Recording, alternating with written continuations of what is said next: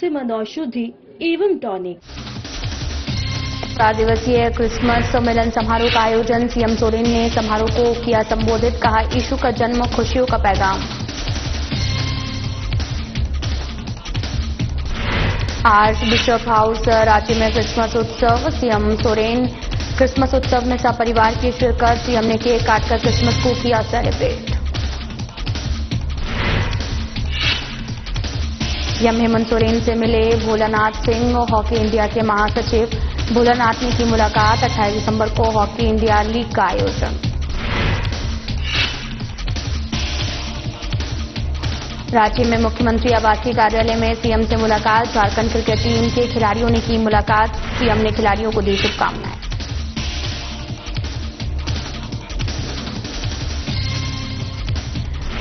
निरसा में सांसद खेल महोत्सव का भव्य शुभारंभ। पूर्व विधायक अपर्णा सेन गुप्ता ने किया उद्घाटन। 25 दिसंबर को होगा सांसद खेल महोत्सव का समापन।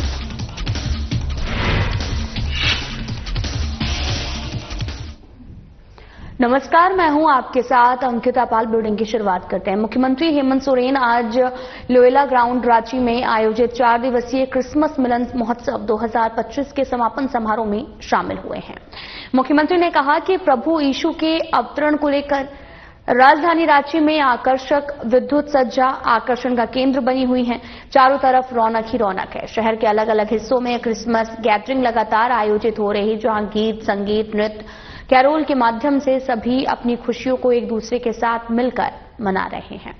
यह समारोह अपनी पहचान के साथ आगे बढ़े, इसकी गूंज बहुत दूर तक सुनाई दे। मुख्यमंत्री ने कहा, हमारी कोशिश हर किसी के चेहरे पर मुस्कान लाना है, लेकिन यह सिर्फ सरकार के स्तर पर संभव नहीं होगा। आप सभी के सहयोग साथ मिलने से ही हर किसी के चेहरे पर मुस्कान लाई जा सकती है। मुख्यमंत्री ने कहा कि जब बिना किसी द्वेष भाव के एक दूसरे का हाथ पकड़कर आगे बढ़ते हैं तो एक सुंदर वातावरण बनता है, जहां हर किसी के लिए मान सम्मान की भावना पैदा होती है। मुख्यमंत्री ने भरोसा जताया कि सद्भाव, शांति, एकता, प्रेम और सेवा भावना को अपने में आत्मसात करना एक बेहतर समाज बनाएगा।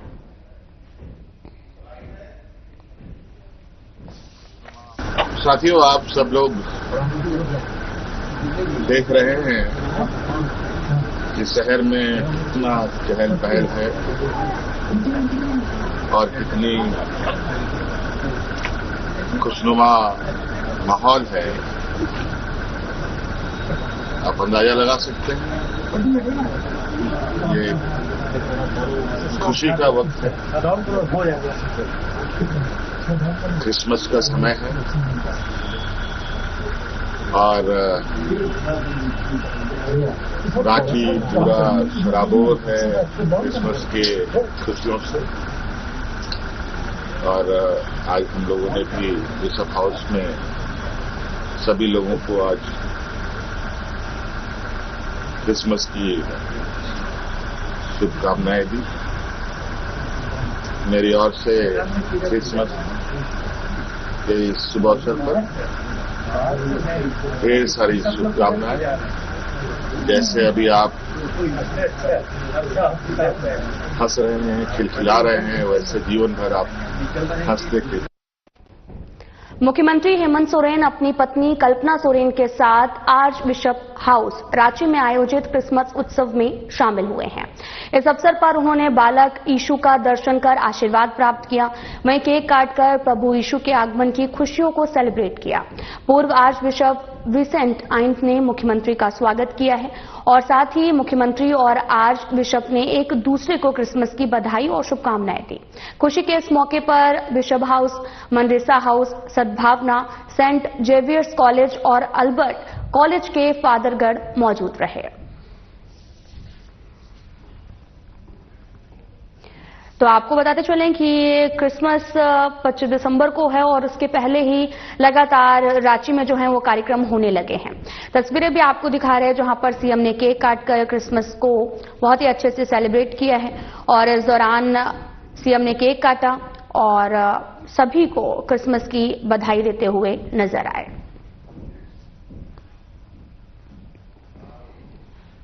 मुख्यमंत्री हेमंत सोरेन से आज काके रोड रांची स्थित मुख्यमंत्री आवासीय कार्यालय में हॉकी इंडिया के महासचिव भोलानाथ सिंह ने सौजन्य मुलाकात की है। इस अवसर पर आपको बताते चलें कि मुख्यमंत्री को उन्होंने Marang Gomke Jaipal Singh Munda astroturf hockey stadium Morabadi Ranchi में आपको बताते चले कि 28 दिसंबर 2025 से हॉकी इंडिया लीग HIL 2025-26 के आयोजित समारोह में मुख्य अतिथि के रूप में शामिल होने के लिए सादर आमंत्रित किया है। मौके पर मुख्यमंत्री हेमंत सोरेन को हॉकी इंडिया के महासचिव भोलानाथ सिंह ने इस प्रतिष्ठित हॉकी लीग के आयोजन की तैयारियों से संबंधित विस्तृत जानकारी से अवगत कराया।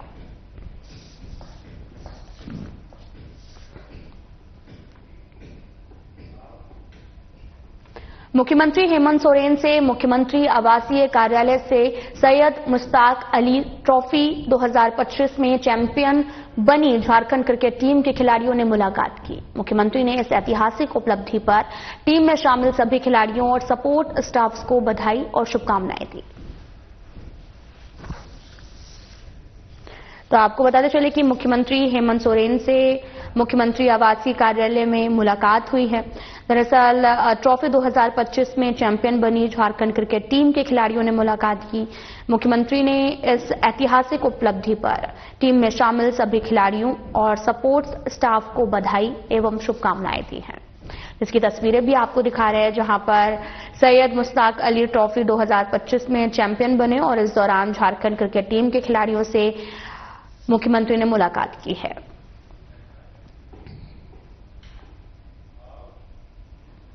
पूरे देश के साथ साथ झारखंड में खेल संस्कृति को नई पहचान देने के उद्देश्य से आयोजित सांसद खेल महोत्सव का आयोजन जोर शोर से किया जा रहा है।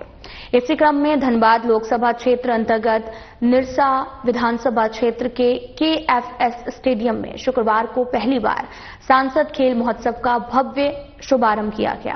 कार्यक्रम का उद्घाटन निरसा की पूर्व विधायक अपर्णा सेनगुप्ता ने किया है और इस अवसर पर उपस्थित सदस्यों ने अतिथियों को बुके भेंट कर उनका स्वागत और सम्मान किया।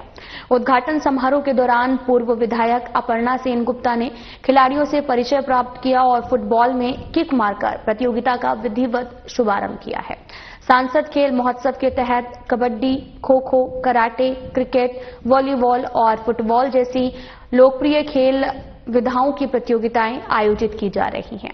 देश भर में चल रहे सांसद खेल महोत्सव का समापन 25 दिसंबर को किया जाएगा। यह दिन पूर्व प्रधानमंत्री अटल बिहारी वाजपेयी की 101वीं जयंती के रूप में मनाया जाएगा। इसी अवसर पर समापन समारोह आयोजित होगा। प्रधानमंत्री नरेंद्र मोदी की प्रेरणा से 21 सितंबर 2025 को रांची में सांसद खेल महोत्सव की शुरुआत हुई थी, जिसके बाद से खेल प्रेमियों और युवाओं में काफी ज्यादा उत्साह देखने को मिला है।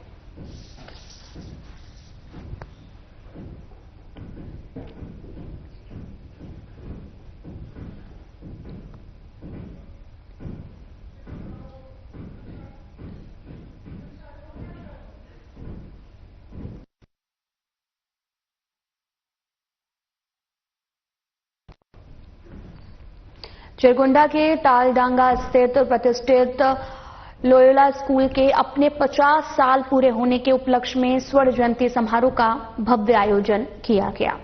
कार्यक्रम का शुभारंभ निरसा विधायक अरूप चटर्जी ने किया है। इस अवसर पर विशेष अतिथि के रूप में जमशेदपुर के बिशप स्वामी रेन doctor Telesphore Bilung SBD और BCCL एरिया के प्रबंधक शशि भूषण कुमार उपस्थित रहे। सभी अतिथियों ने संयुक्त रूप से दीप प्रज्वलन कर कार्यक्रम का उद्घाटन किया। कार्यक्रम के दौरान विद्यालय के वर्तमान फादर जानी P दिवसीय ने लोयोला स्कूल के पूर्व प्रसार फादर सहायक एवं शासन आमानुष कुजूर LBS दगरू के कार्यकाल में विद्यालय में हुए महत्वपूर्ण कार्यों और उपलब्धियों को याद करते हुए आभार व्यक्त किया। स्वर्ण जयंती समारोह में विद्यालय के छात्र छात्राओं ने रंगारंग सांस्कृतिक कार्यक्रम प्रस्तुत कर दर्शकों का मन मोह लिया। वहीं सामाजिक दायित्व निभाते हुए विद्यालय प्रबंधन की ओर से असहाय और जरूरतमंद लोगों के बीच में कंबल का वितरण किया गया। इस मौके पर बिशप स्वामी रेवरेंड डॉक्टर टेलिस्पोर बोलुंग एसबीडी ने कहा कि लोयला स्कूल सदैव गुणवत्तापूर्ण शिक्षा के साथ साथ समाज के पिछड़े और वंचित वर्गों के उत्थान के लिए प्रयासरत है। कड़ाके की ठंड में जरूरतमंदों को गर्म कपड़े वितरित कर मानव सेवा का संदेश दिया गया। कार्यक्रम में विधायक अरूप चटर्जी, जेएलकेएम नेता अशोक मंडल, एसडीपीओ रजत माणिक बाखला सहित कई गणमान्य लोग उपस्थित रहे।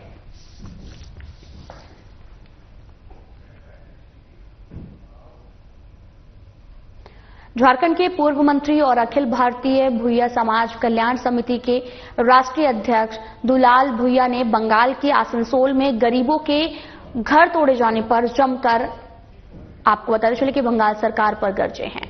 दुलाल भूया ने आसनसोल में एक विशाल जनसभा को संबोधित करते हुए कहा कि बंगाल सरकार प्रशासन के द्वारा किसान, मजदूर, पिछड़े, दलित, आदिवासी के घर को बेवजह तोड़ा जा रहा है, जो कि गलत है। झारखंड के जमशेदपुर के भूयाडीह में भी दर्जनों गरीबों के घर को तोड़ा गया, जिससे लोगों में काफी ज्यादा आक्रोश है। हम सभी राज्य के सरकारों से मांग करता हूं कि गरीबों को विस्थापित करने से पहले पुनर्वास किया जाए, उचित मुआवजा दिया जाए, नहीं तो पुरजोर आंदोलन किया जाएगा। यदि गरीबों के लिए जेल भी जाना पड़ेगा तो जाएंगे, लेकिन गरीबों के आशियाने को तोड़ने नहीं दिया जाएगा। गरीबों की लड़ाई है ये।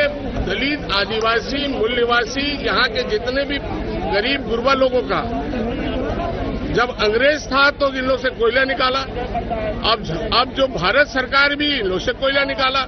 अब कोयला निकल गया तो मतलब निकल गया तो पहचानते नहीं। अब इन लोग को बोला कि तुम लोग विस्थापित हो, तुम लोग को हटाओ, तुम लोग अतिक्रमित हो। इन लोग को बुलडोजर से हटा रहा। एक एक घर को टूटेगा कम से कम 20-20 लाख रुपया, 10-10 लाख रुपया देना होगा घर के मूल्यांकन के हिसाब से, और नहीं तो जेल भरो आंदोलन। और ये जेल भरो आंदोलन होगा पूरा। हम राष्ट्रीय अध्यक्ष के नाते अखिल भारतीय भूया समाज, दलित समाज के तरफ से इसकी लड़ाई पूरे जिस तरह से देश में बुलडोजर चल रहा है, जेल भरो आंदोलन का इसका बिगुल बजाया जाएगा। आज पश्चिम बंगाल, आज आसनसोल से बिगुल फूंक दिया गया है। चारों तरफ मसाल जुलूस होगा। भूया सरकार नहीं रुका। भूयाडीह में भी आपको, भूयाडीह जमशेदपुर में हुआ, बिहार में भी हो रहा, बंगाल में भी हो रहा, दिल्ली में भी हो रहा। और हमारे गरीब गुरबा जो है, मजदूर वर्ग के श्रेणी के लोग, दलित परिवार, पिछड़ा परिवार, आदिवासी परिवार, एसी, एसटी, ओबीसी लोगों को ज्यादा सताया जा रहा है। प्रदेश की कांग्रेस इकाई ने अल्पसंख्यक दिवस के मौके पर बोकारो में अल्पसंख्यक सम्मेलन आयोजित कर उनकी समस्याओं से रूबरू हुए। और इस कार्यक्रम में प्रदेश अध्यक्ष केशव महतो, कमलेश, सह प्रभारी बेला प्रसाद, मंत्री शिल्पी नेहा तिर्की, डॉक्टर इरफान अंसारी, प्रदीप यादव सहित कई नेताओं ने शिरकत की है। कार्यक्रम में अल्पसंख्यक समाज के लोगों ने अपनी समस्या और अपने विचार को अतिथियों के समक्ष रखा। इस कार्यक्रम में सिख, मुस्लिम सहित और अल्पसंख्यक समाज के लोगों ने काफी संख्या में अपनी उपस्थिति दर्ज कराई। इधर इस कार्यक्रम में बिहार के मुख्यमंत्री द्वारा की गई घटना पर भी लोगों ने खुलकर अपना विरोध जताया। अल्पसंख्यक समाज के लोगों ने अपने मुद्दे के साथ अपनी बातों को रखने का काम किया। इस पर एक सहमति बनी, जो जल्द ही आज उठाए गए मुद्दों से संबंधित मांगों को लेकर कांग्रेस का एक प्रतिनिधिमंडल राज्य के मुख्यमंत्री से मिलेगा। कांग्रेस प्रदेश के कार्यकारी अध्यक्ष बंधु तिर्की ने कहा कि आज के समय में लोगों को अधिकार और उनकी योजनाओं की जानकारी देने की जरूरत है।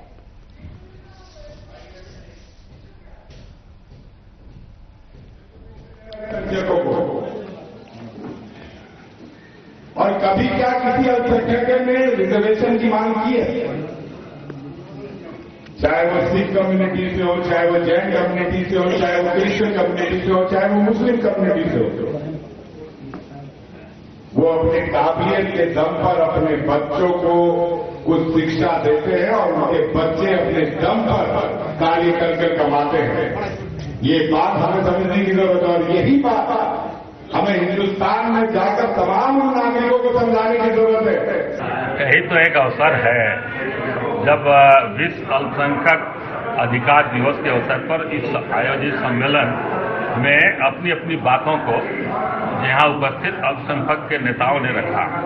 हम लोगों ने ये निर्णय लिया कि एक हाई लेवल कमेटी हमारे माननीय दोनों मंत्री डॉक्टर इरफान अंसारी, श्रीमती नेहा तिर्की जी और हमारे अल्पसंख्यक से जुड़े जो सीनियर नेता हैं, ये जो भी हमारे समस्याएं हैं अल्पसंख्यक से संबंधित, उनको ये लोग नोट करके डिटेल से एक संक्षिप्त मेमोरेंडम बनाएंगे और हम लोग माननीय मुख्यमंत्री को, जिसमें हमारे सभी समुदाय के लोग रहेंगे, उसमें सिख के प्रतिनिधि रहेंगे और उसमें दूसरे भी माइनॉरिटी के सभी जो आते हैं सभी लोग रहेंगे और उनके जो समस्या है हम लोग माननीय मुख्यमंत्री को अवगत कराएंगे। और उम्मीद है कि जिस तरह से माइनॉरिटी के लिए कांग्रेस तो सब दिन उनके हित और हक के लिए बराबर कटिबद्ध रहती है, हमारी इंडिया गठबंधन की सरकार भी माननीय हेमंत सोरेन जी मुख्यमंत्री जो हैं, इंडिया गठबंधन के मुख्यमंत्री माननीय हेमंत सोरेन जी, वह भी बराबर संजीदगी के साथ इन समस्याओं का समाधान करने हैं। मुख्यमंत्री को ऐसा नहीं करना चाहिए। आप कैसे खींच देंगे इससे? भाई क्या है, मजाक है क्या समझते हैं आप? कमजोर समझते हैं अल्पसंख्यक को? कमजोर मत समझिए। ठीक है, सत्ता में आप हैं, सत्ता ही परमानेंट 5 साल तक है आपका, वही आप, लेकिन ये ठीक नहीं है, पैसे बहुत खराब किया है। वहाँ बिहार में किसी तरह उसमें विरोध नहीं हो रहा है। विरोध तो हो रहा है, हर जगह विरोध हो रहा है। क्या कहेंगे उनको, नीतीश कुमार? मैंने कहा ना कि नीतीश जी को ऐसा नहीं करना चाहिए और उनके एक तो एज फैक्टर तो है ही, लेकिन ये पावर जो मिल गया, अब लगा कि जो आसमान में चढ़ गए, ऐसा नहीं करना चाहिए। निरसा के विधायक आरूप चटर्जी ने अपने कार्यकाल के 1 साल पूरे होने के अवसर पर चिरकुंडा नगर परिषद क्षेत्र के समग्र विकास का रोड मैप प्रस्तुत किया। शुक्रवार को चिरकुंडा नगर परिषद क्षेत्र के सरसा पहाड़ी स्थित एक रेस्टोरेंट में भाकपा माले द्वारा आयोजित प्रेस वार्ता को संबोधित करते हुए विधायक ने कहा कि साल 2026 चिरकुंडा नगर परिषद क्षेत्र के लिए विकास के लिहाज से अहम और सकारात्मक साबित होगा। विधायक आरूप चटर्जी ने बताया कि विधानसभा चुनाव के दौरान नगर परिषद क्षेत्र के भ्रमण में जलापूर्ति, ड्रेनेज और सीवरेज सिस्टम की समस्याएं प्रमुख रूप से सामने आई थी। चुनाव जीतने के बाद इन बुनियादी समस्याओं के समाधान को प्राथमिकता दी गई। इसी क्रम में लंबे समय से लंबित शहरी जलापूर्ति योजना फेज 2 को चालू कराने के लिए लगातार प्रयास किए गए, जिसका परिणाम अब धरातल पर दिखाई देने लगा है। झीलिया 2 पार्ट में, झीलिया की अतिक्रमण होने के कारण काफी जगह जो है बाढ़ की स्थिति बन जाती है प्रत्येक वर्ष, जिसमें कम से कम 1000 से 2000 लोग प्रभावित होते हैं प्रत्येक।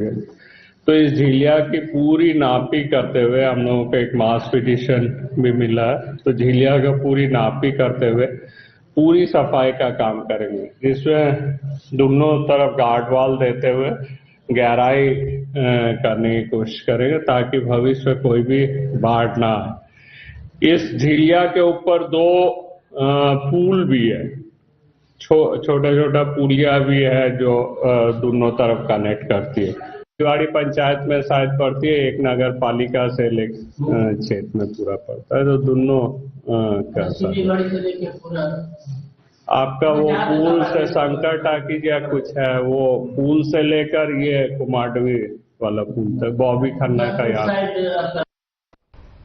झारखंड विधानसभा की आवास समिति के सभापति दशरथ गागराई कोडरमा पहुंचे। उन्होंने जिला में संचालित योजनाओं का जायजा लिया है। लंबित योजनाओं को जल्द पूरा करने के अधिकारियों को निर्देश दिए गए हैं। साथ ही उन्होंने कहा कि झारखंड के 24 जिले सभी भौगोलिक दृष्टिकोण से पर्यटन क्षेत्र में आने वाले समय में आगे बढ़ेंगे। उसमें कोडरमा जिला भी शामिल है, जहां असीम संभावनाएं मौजूद हैं। खंडित जनादेश मिलने के कारण झारखंड का विकास कार्य प्रभावित हुआ है। साथ ही वे कोडरमा के लोकाई बागीटा सड़क मार्ग का निरीक्षण करने के बाद बिरहोर समुदाय के लोगों से मिले हैं। और विलम्ब जो चल रही है, समय से जो विलम्ब चल रही है, इस योजनाओं का विभागीय स्तर पर जो भी संवेदक विलम्ब से काम कर रहे हैं उनके ऊपर लिखित देते हुए समय से पूर्ण कराने का हम लोग निर्देशित किए, और समय से पूर्ण नहीं करता तो उसके ऊपर में विभागीय कार्रवाई जो होना है वो कार्रवाई होगी। क्योंकि कोडरमा जिला ये मेरे लिए दूसरी बार आना हो रहा है। पहले भी मैं इस जिला में एक बार समिति के द्वारा ही आए थे, उस समय मैं सदस्य के रूप में आए थे। आज यहाँ सभापति के रूप में मैं आया हूँ, क्योंकि झारखंड के सभी जिला लगभग अच्छे हैं।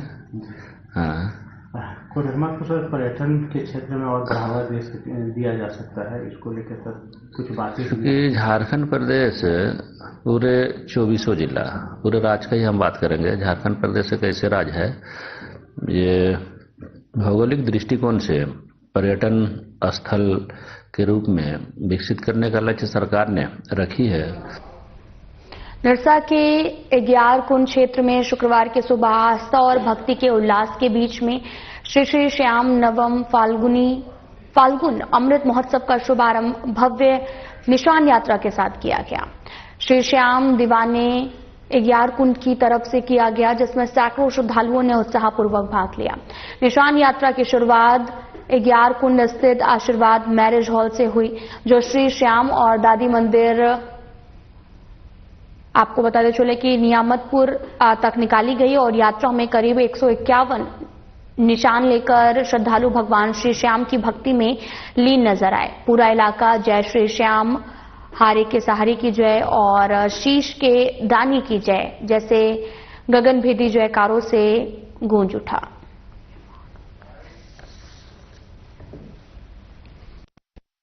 श्याम दीवाने अग्यारकुंड सभी श्याम प्रेमियों को हार्दिक अभिनंदन करता है। जो भी निशान प्रेमी इस निशान यात्रा में शामिल हुए हैं, आज श्री श्याम दीवाने अग्यारकुंड अपने 2 दिवसीय महोत्सव का पहला दिन बहुत ही भव्य निशान शोभा यात्रा जो कि आशीर्वाद मैरिज हॉल से निकाली गई है।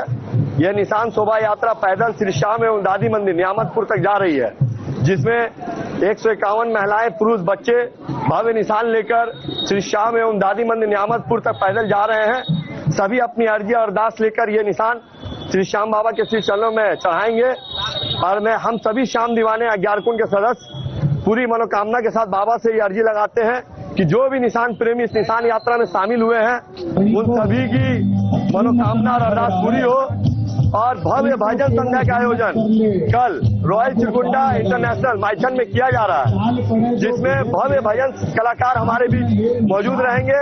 अतः सभी श्याम प्रेमी कल भजन संध्या में जरूर पधारें और बाबा का आशीर्वाद प्राप्त करें। जय श्री श्याम। झारखंड सरकार के द्वारा किसानों से धान फसल खरीदी पैक्सों के माध्यम से 15 दिसंबर से शुरू कर दिया गया है। वहीं कोडरमा जिला में 29 पैक्सों और 3 एपीओ के माध्यम से धान खरीदारी का कार्य चल रहा है। धान खरीदारी काफी तेजी से होने के कारण कई पैक्स गोदामों में जगह नहीं होने के कारण धान की खरीदारी भी प्रभावित हो रही। कोडरमा जिला की आपूर्ति पदाधिकारी प्रदीप कुमार शुक्ला ने बताया कि जल्द पैक्स गोदामों से धान का उठाव होगा और राइस मिल भेजा जाएगा। किसानों की भुगतान प्रक्रिया भी काफी तेजी से चल रही है। किसान अपने प्रखंड के किसी भी पैक्स में धान बेच सकते हैं।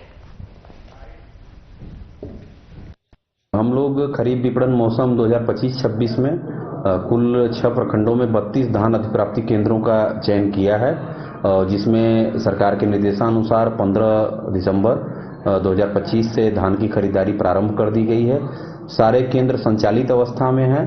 किसान अपनी सहूलियत के अनुसार जिस भी केंद्र में पहुंच रहे हैं उनको हम लोग करंट मैसेज भेज रहे हैं और उनके उपार्जन पोर्टल के माध्यम से भी मैसेज भेज रहे हैं और उसी के अनुसार खरीदारी हो रही है। 32 के 32 केंद्र हम लोगों की तरफ से संचालित हैं। अब बीच में सर सूचना आ रही थी कि कुछ केंद्र अभी भी चालू नहीं हुआ है। नहीं, चालू हो गया है। सटगावा, मीरगंज वगैरह वो चालू सारे केंद्र हैं। हो सकता है कि कोई किसान अभी वहाँ धान लेके पहुंचा ना हो, उस कारण हो सकता है कि धान में नमी हो या जो भी कारण हो सकते हैं, लेकिन हम लोगों की तरफ से जो मशीन है और जनसेवक की प्रतिनियुक्ति है, नोडल पदाधिकारी की प्रतिनियुक्ति है, वो सारे केंद्रों पे हो चुकी है। फिलहाल बुलेटिन में इतना ही। नमस्कार।